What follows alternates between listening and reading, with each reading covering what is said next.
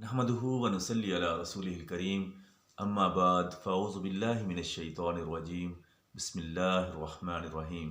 Islamic heroes के नाज़रीन अस्सलामु अलैकुम व रहमतुल्लाहि व बरकातुहू। दोस्तों, दरस हदीस का सिलसिला जारी है। सही मुस्लिम किताबुल ईमान के 8 बाब हम आपकी खिदमत में पेश कर चुके हैं। आज इस सिलसिले का 9वां बाब पेश खिदमत है। आए बिस्मिल्लाह करते हैं। बिस्मिल्लाहिर्रहमानिर्रहीम। बाब 9, इस बात की दलील कि तौहीद पे खात्मा पाने वाला ज़रूर जन्नत में दाखिल होगा। इस सिलसिले की हदीस नंबर 44।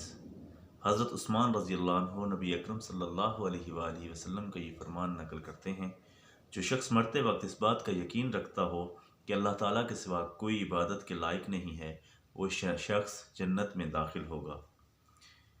हदीस नंबर 45।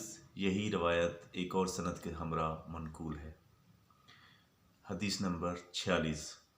हज़रत अबू हुरैरा रज़ियल्लाहु अन्हु बयान करते हैं, एक मरतबा हम नबी अकरम सल्लल्लाहु अलैहि वसल्लम के हमरा तवील सफ़र कर रहे थे।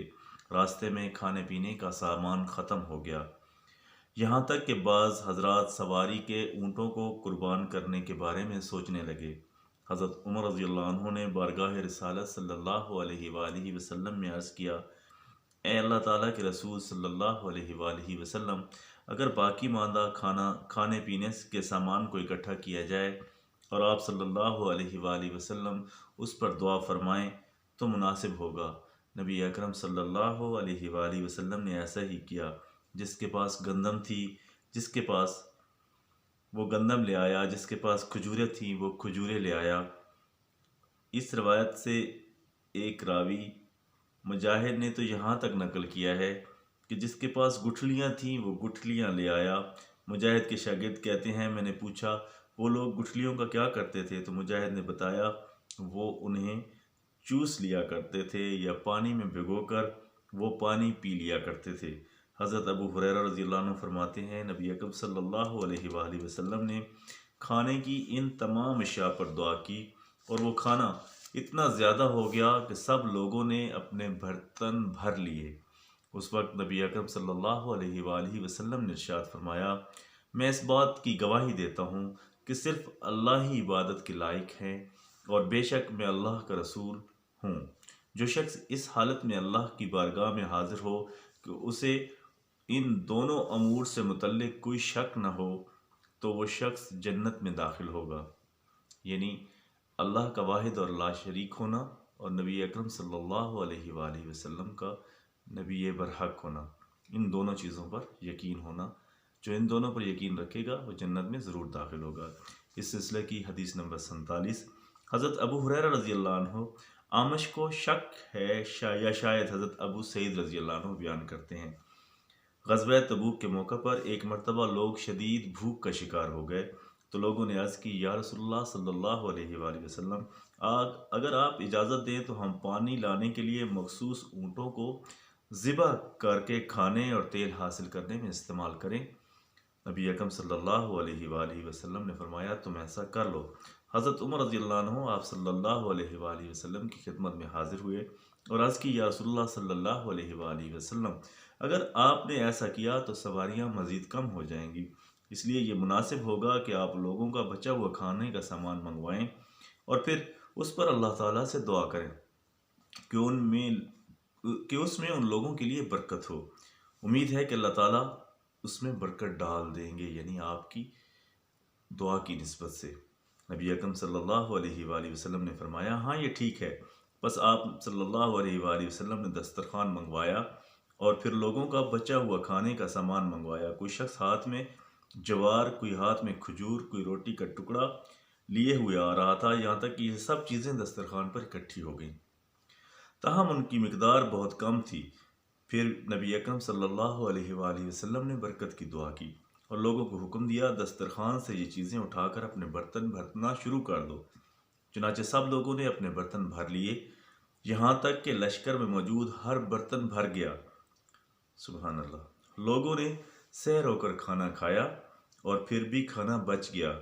आप सल्लल्लाहु अलैहि वसल्लम ने लोगों की तरफ मुतवज्जह होकर इरशाद फरमाया, میں اس بات کی گواہی دیتا ہوں کہ صرف اللہ عبادت کے لائق ہے، اور بے شک میں اللہ کا رسول صلی اللہ علیہ وآلہ وسلم ہوں۔ جو شخص ان دونوں امور پر ایمان کے ہمراہ اللہ کی بارگاہ میں حاضر ہوگا، حالانکہ اس نے ان دونوں کے بارے میں کوئی شک نہ کیا ہو، تو وہ شخص جنت میں داخل ہوگا۔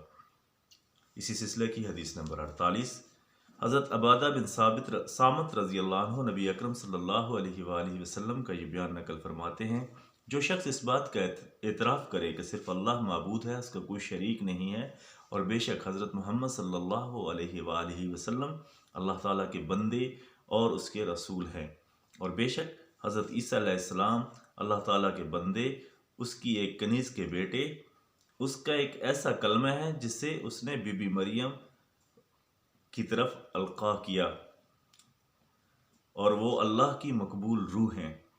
بے شک جنت حق ہے، بے شک جہنم بھی حق ہے۔ نبی اکرم صلی اللہ علیہ وآلہ وسلم فرماتے ہیں تو ایسے شخص کو اللہ تعالیٰ اس طرح جنت میں داخل کرے گا یوں کہ وہ جنت کے 8 دروازوں میں سے جس دروازے سے چاہے داخل ہو جائے۔ اس سلسلے کی حدیث نمبر 49، یہی روایت ایک اور سند کی ہمراہ بھی منقول ہے۔ اس کے آخر میں جنت کے 8 دروازوں کی بجائے یہ بات موجود ہے کہ اس کے اعمال جیسے بھی ہوں اللہ تعالیٰ اسے جنت میں داخل کرے گا۔ اس سلسلے کی حدیث نمبر 50، ثنا سجی بیان کرتے ہیں، جس وقت حضرت عبادہ بن صامت رضی اللہ عنہ کا آخری وقت قریب تھا، اس وقت ان کی خدمت میں حاضر ہوا تو میں رونے لگا۔ وہ مجھ سے کہنے لگے، ٹھہرو، کیوں رو رہے ہو؟ اللہ کی قسم اگر مجھ سے گواہی مانگی گئی تو میں ضرور تمہارے حق میں گواہی دوں گا، اگر مجھے شفیع بنایا گیا تو میں ضرور تمہاری شفاعت کروں گا، جہاں تک میرے لیے ممکن ہوگا میں تمہیں ضرور نفع پہنچاؤں گا۔ نبی اکرم صلی اللہ علیہ وآلہ وسلم سے میں نے جتنی احادیث سنی ہیں، ایک کے سوا وہ تمام احادیث تمہیں سنا چکا ہوں، اور وہ ایک حدیث اب تمہارے سامنے بیان کرنے لگا ہوں، کیونکہ اب میرا آخری وقت ہے۔ میں نے اللہ تعالیٰ کے رسول صلی اللہ علیہ وآلہ وسلم کو یہ ارشاد فرماتے ہوئے سنا ہے، جو شخص اس بات کا اعتراف کرے کہ صرف اللہ معبود ہے، اور بے شک حضرت محمد صلی اللہ علیہ وآلہ وسلم اللہ تعالیٰ کے رسول ہیں، تو اللہ تعالیٰ اس پر جہنم کو حرام فرما دیں گے۔ اسی سلسلہ کی حدیث نمبر 51، حضرت انس بن مالک رضی اللہ عنہ حضرت معاذ بن جبل رضی اللہ عنہ کا یہ بیان نقل کرتے ہیں، ایک دن میں سواری پر نبی اکرم صلی اللہ علیہ وآلہ وسلم کے پیچھے بیٹھا تھا، میرے اور آپ صلی اللہ علیہ وآلہ وسلم کے درمیان صرف کجاوے کا پچھلا حصہ حائل تھا۔ آپ نے پکارا، اے معاذ بن جبل! میں نے عرض کی، میں حاضر ہوں اللہ تعالیٰ کے رسول صلی اللہ علیہ وآلہ وسلم۔ کچھ آگے جا کر آپ نے دوبارہ آواز دی، اے معاذ بن جبل! میں نے عرض کیا، یا رسول اللہ صلی اللہ علیہ وآلہ وسلم، میں حاضر ہوں۔ کچھ مزید آگے جا کر آپ صلی اللہ علیہ وسلم نے پھر فرمایا، اے معاذ بن جبل! میں نے عرض کیا، یا رسول اللہ صلی اللہ علیہ وآلہ وسلم، میں حاضر ہوں۔ تو آپ صلی اللہ علیہ وآلہ وسلم نے فرمایا، کیا تم جانتے ہو کہ بندوں پر اللہ تعالیٰ کا کیا حق ہے؟ میں نے عرض کی، اللہ اور اس کا رسول صلی اللہ علیہ وآلہ وسلم زیادہ بہتر جانتے ہیں۔ آپ صلی اللہ علیہ وآلہ وسلم نے فرمایا، بندوں پر اللہ کا حق یہ ہے وہ اسی کی عبادت کریں اور کسی کو اس کا شریک نہ سمجھیں۔ معاذ کہتے ہیں، کچھ مزید آگے جا کر آپ نے دوبارہ آواز دی، اے معاذ بن جبل! میں نے عرض کی، یا رسول اللہ صلی اللہ علیہ وآلہ وسلم، میں حاضر ہوں۔ آپ صلی اللہ علیہ وآلہ وسلم نے پوچھا، جب بندے ایسا کر لیں تو ان کا اللہ پر کیا حق ہوگا؟ کیا تم جانتے ہو؟ میں نے عرض کی، اللہ اور اس کا رسول صلی اللہ علیہ وآلہ وسلم زیادہ بہتر جانتے ہیں۔ آپ صلی اللہ علیہ وآلہ وسلم نے فرمایا، ان بندوں کا یہ حق ہے کہ اللہ تعالیٰ انہیں عذاب میں مبتلا نہ کرے۔ دوستو، اس باب کو یہیں پر ختم کرتے ہیں۔ اس کا دوسرا حصہ انشاءاللہ اگلے دن پیش کیا جائے گا۔ آپ اس سلسلہ کو صدقہ جاریہ بنائیں، خود بھی سنیں اور دوستوں کو بھی شیئر کریں۔ اللہ پاک ہمیں سمجھنے اور عمل کرنے کی توفیق عطا فرمائے۔ جزاک اللہ خیرہ و احسن الجزا۔